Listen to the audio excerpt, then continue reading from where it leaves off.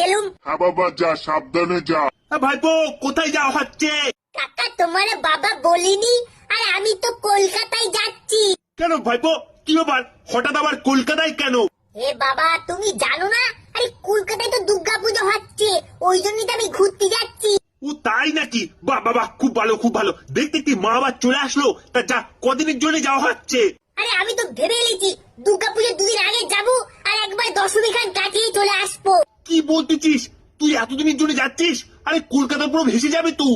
সে একটু আধটু যাবে, গেলেই বা কি করা যাবে? এই বৃষ্টি, বৃষ্টি কি হয়েছে নাকি বাবু? কি হয়েছে মানে? কি মনে করেছিস নাকি তোর কি পুজোর সময় কলকাতা আসার কোনো দরকার ছিল? ছিল ছিল, অবশ্যই দরকার ছিল। আরে আমরা কি একটু কলকাতায় পুজো পুজো দেখতে যাবো না? একটু বড় বড় নামি দামি প্যান্ডেল করেছি, আমাদের একটু দেখার ইচ্ছা হয়। তোদের এই প্যান্ডেল দেখার চক্করে এবার আমাদের পুজোটাই পুরো মাটি হয়ে যাবে। কিচ্ছু মাটি হবে না বাবু, সবে বার জল জল হয়ে যাবে। আর এমনিও তোমরা যে জামা কাপড় নতুন কেনাকাটা করতেছো, ওর সঙ্গে এখন রেড কোট আর একটা ছাড়া কিনে নিও কোন। পুজোয় তো তোমরা এমনি এমনি বেরোতে পারবে না, কারণ আমরা একা যাচ্ছি রে, আমার সঙ্গী সাথী সবাই যাচ্ছে।